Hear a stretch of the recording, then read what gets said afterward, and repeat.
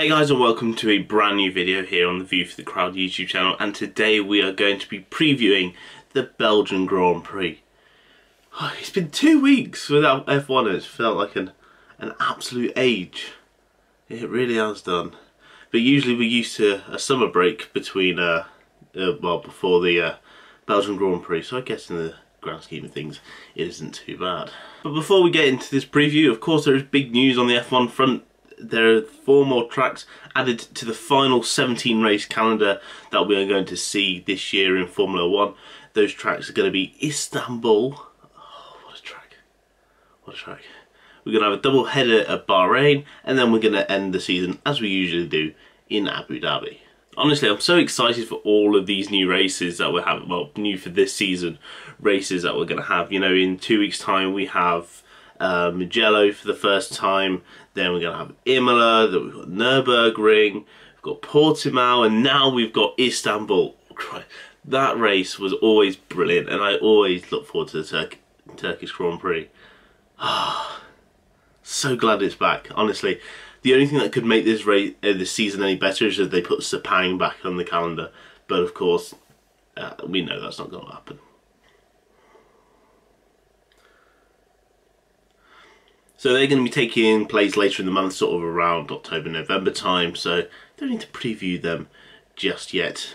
But we do have one race to preview for this weekend, and that is the Belgian Grand Prix. It's going to be a somewhat sombre weekend this year. It has been a year since we lost Antoine Hubert in that horrendous crash at Spa, and yeah, it's going to cast a bit of a shadow over this race, as we all remember Antoine, and yeah, it's a real shame that it had to, you know, happen in the first place, and it's super unfortunate, you know, that he lost his life. But you know, we race to remember them, and that is the purpose of this Grand Prix. We are racing for Antoine, and hopefully his death will be the last. And I know that's never a guarantee that, you know, any category of motorsport can make, but all we can do is hope that we'll never see another death in motorsport. It is dangerous, and the drivers know that it's dangerous, but it shouldn't mean someone should lose their life doing something that they love.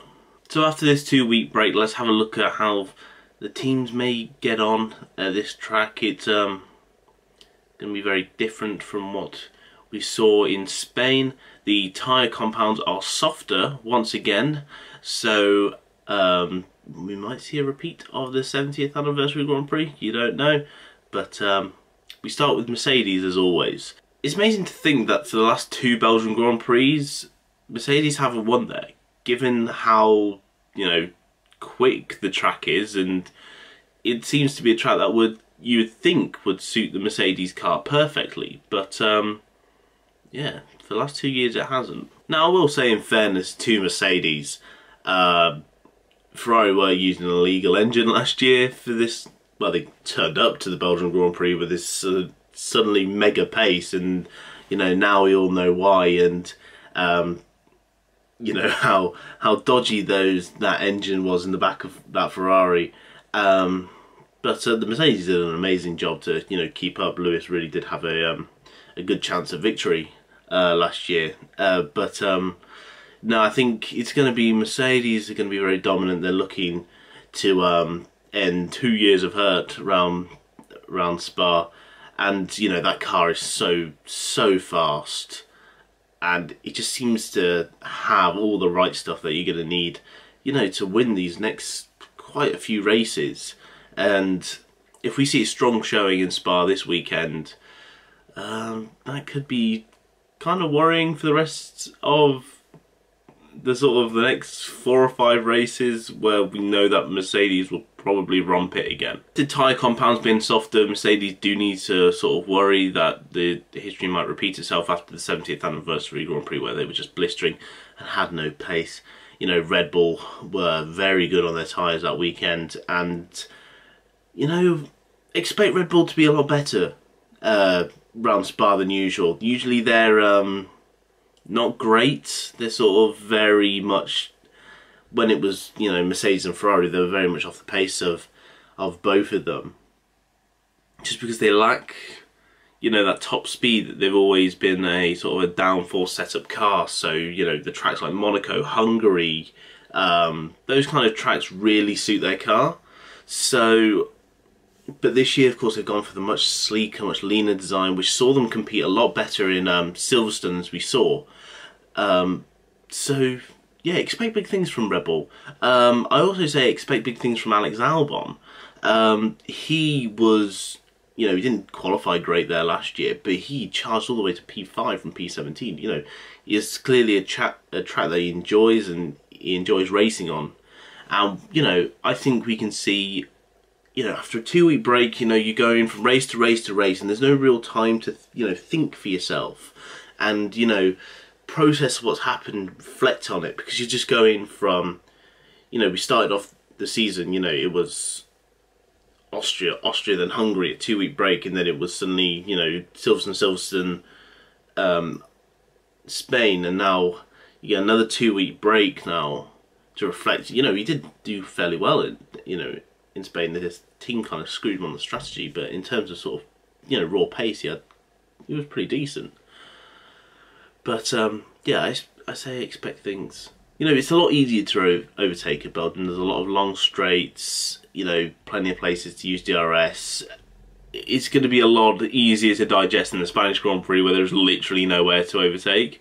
So, yeah, this could be a lot better weekend for Alex Albon. Now on to Ferrari. Of course, they won the race last year, but that's not going to happen this year. You know, that car is so slow in a straight line, and that run all the way from, you know, turn 1 all the way up to Le Combe, you know, that's going to be so painful for them. You know, they'll be hoping that they'll bring some upgrades, hopefully in terms of aerodynamics, just to get rid of some of the drag, and hopefully some engine, because this is a power circuit and there's a lot of high speed stuff, and I think it could very much turn out similar to Austria, where they just really didn't have the pace. It can be the sort of the back end of that sort of midfield battle this weekend. But it's about time, you know, after Sebastian Vettel had such a positive result in Spain, it could be a, you know, a nice little bounce back to finish ahead of Charles this weekend. I see it's fairly unlikely, but you never know. You've had a 2-week break, you come into a track which is very different to Spain, and it's a very unique circuit, and yeah, you don't know. But Vettel will definitely be hoping for a very good result. Now we move on to Racing Point, and this weekend could actually be very, very good for Racing Point. You know, they copied last year's Mercedes, as we all know. So it's like the granted thing. You look at Mercedes' result from last year, you look at this year and go, where are they going to be? And I think Racing Point could be very near the front. Yeah, I think they could actually be very much a dark horse in this race. A podium, I wouldn't say, is out of the question. I think if Red Bull aren't able to, you know, exploit the tyres like they did in the 70th anniversary Grand Prix, I think the Racing Points are going to do very well. They did very well at the 70th anniversary Grand Prix. They finished, you know, I think it was 6th and 7th they finished, something like that. Nico Hülkenberg was in, you know, 4th place for like for a lot of that race. Oh, they finished, idiot, they finished 5th and 6th. But yeah, if they can manage their tyres, I know Nico Hülkenberg was having issues, but you know, Sergio Perez is a different driver, different way of managing the tyres, so you never know how far they might make it on a you know, on a softer compound of tyre. So yeah, definitely looks to be an interesting one for Racing Point, and I would definitely not rule them out. Now on to McLaren. This is a race that they're really going to need to do well at. You know, form's been slipping somewhat, and they're really starting to get caught up with this midfield battle. You know, they're trying to go for 3rd in the Constructors' Championship, and they're still very much in that battle. But with Racing Point likely to do very well this weekend, Ferrari might also throw up a few, you know, just might come on with a great car like they did, you know, last year. So yeah, it's important that McLaren do well. They were doing very well actually last year. You know, Carlos Sainz was very unlucky to have his DNF, and Lando Norris, you know, was in 5th place for a lot of that race before he had a very unfortunate retirement on the final lap. But yeah, stay out of trouble, have some good pace, and I think McLaren could do very well here. I think it's just their important thing is to make sure to stay ahead of those racing points, because they could cause a lot of issues. Now on to Renault. Renault had a disastrous time last time out. It was not good for them. You know, they're in this, trying to be in this midfield battle, but they've now slipped to, you know, nearly 30 points behind now, which is not ideal. And it's, you know, they're going to really have to start to claw that back. And if I'm being honest, I don't think Spa is going to be the circuit where they do it. You know, they did very well at Monza last year, and I think that could be a, you know, place where they probably score more points. But nah, the Spa doesn't seem to strike me as a track which they're going to do great at, considering how competitive this midfield is. I think we could probably see similar results to Spain. You know, Ricciardo maybe lower end of the top 10, even then maybe 11th, and then Esteban Ocon just a little bit slower.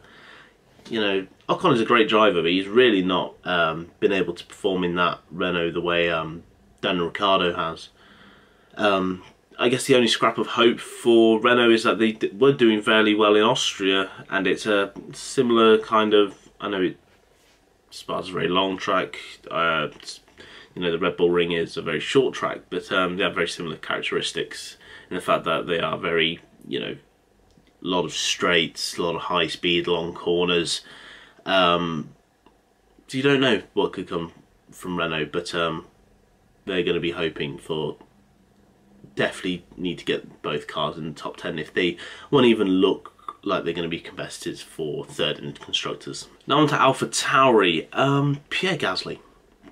He has been romping it at the moment. He has been doing spectacularly in that Alfa Tauri, and I have no reason to doubt that he'll be doing exactly the same this weekend. You know, he has really shown that he's got some good pace.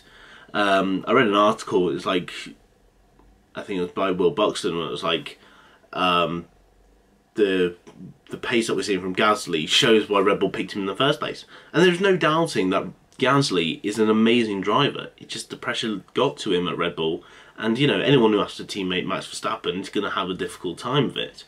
But no, I expect big things from Pierre Gasly. He's definitely got a reason to race after, of course, it's now a year since he lost his friend, and he'll be wanting, you know, to do as well as he can in the memory of Antoine Hubert. So I expect big things from Gasly this weekend. Kvyat also has been driving very well.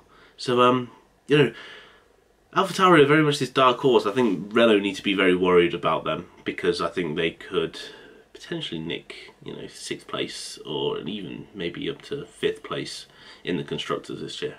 Now to go on to the Ferrari customer catastrophes, which are Haas and Alfa Romeo. I can't see them doing very well. It's a power circuit.